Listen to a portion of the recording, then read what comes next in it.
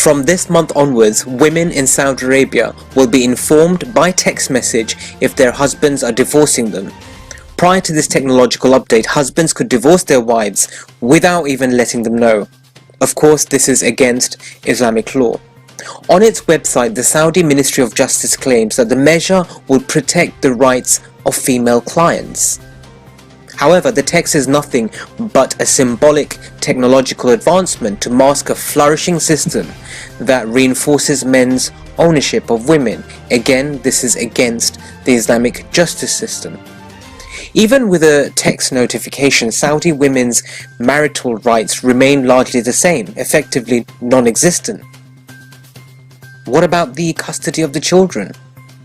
Will they be let know via an email?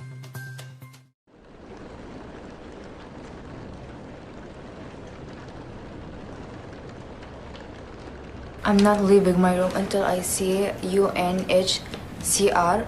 I want asylum. This Saudi female fled her abusive family and has been granted refugee status in Canada. She barricaded herself into a hotel room and used Twitter to alert the world to her situation.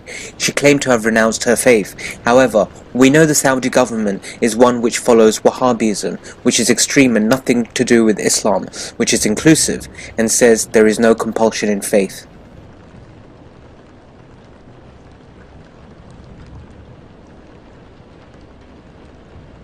As soon as the Saudi girl known as Rahaf entered Canada and got settled, she was seen enjoying a glass of wine, a cigarette, and bacon on Snapchat.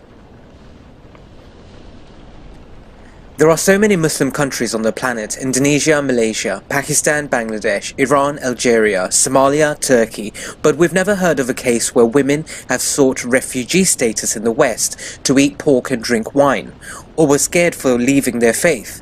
Question is, why Saudi Arabia? The answer may lie in a tweet by a Turkish friend of mine who says, "The difference between truly escaping the oppressive Saudi Wahhabist regime and becoming an ex-Muslim and mocking Muslims by saying that you now have freedom, Wahhabism really drives people out of Islam and away from Islam, so I can't blame her." And then people followed through with their views and opinion on the matter.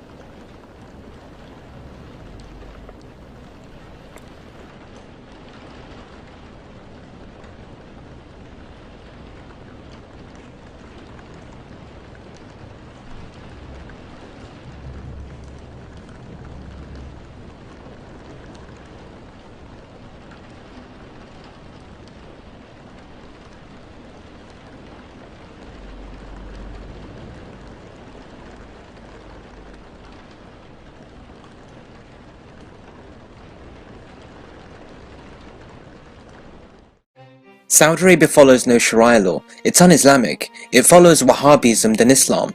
It judges foreigners harshly, with no access to lawyers nor interpreters.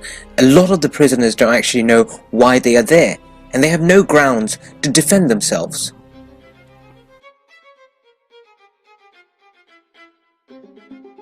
The culture in Saudi Arabia is changing.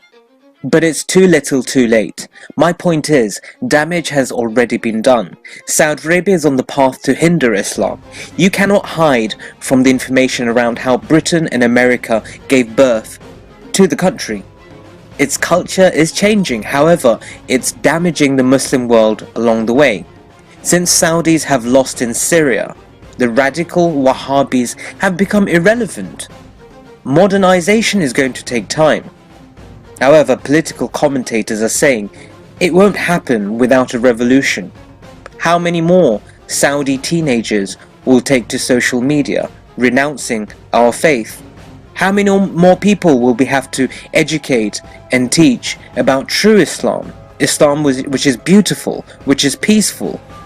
But the Saudi scholars, along with the Saudi monarchy, have done immense amount of damage.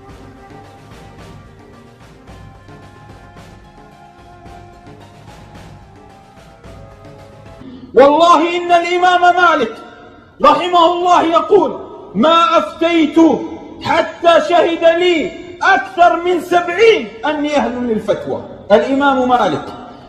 So what is Asim al-Hakim doing online, pronouncing fatwas as if he's selling pancakes? For goodness sake, this is the guy who says camel urine can cure cancer. Can we take any knowledge from someone like that? Of course not. And he's pronouncing fatwas when Imam Malik himself had to have other scholars to agree with him. This man does not consult anyone else. لهذا ما ضاعت الأمة الإسلامية إلا من علماء الفتنة وعلماء السوء. إنهم أهل هوى لا أهل دين، والله العظيم ليسوا أهل دين. أحدهم هدف وخرج على وسائل الإعلام أن جاهدوا واذهبوا للجهاد، فلما ذهب ابنه، وأعني ما أقول وأقسم بالله أني صادق، فلما ذهب ابنه إلى أحد الدول العربية للجهاد، ذهب الداعية ليكلم وزير الخارجية أن يرجع ابنه.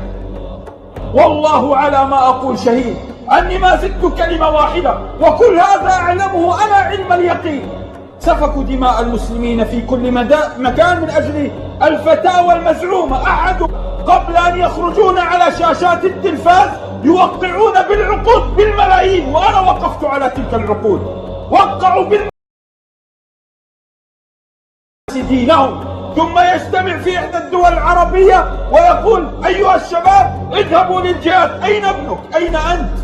أنت ذهبت إلى أحد الدول العربية فرتعت بها وصمت عن أمة تذبح، وكل هذا بزعمك وفتاويك.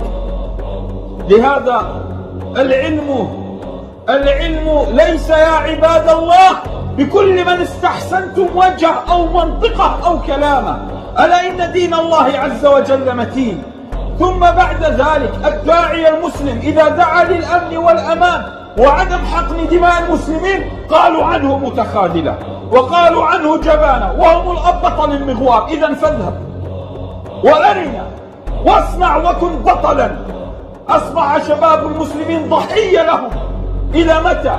أحدهم ربما أخرجوا لنا رعاع. أصبح رجل لا يحفظ شيء من كتاب الله عز وجل ويشتم العلماء.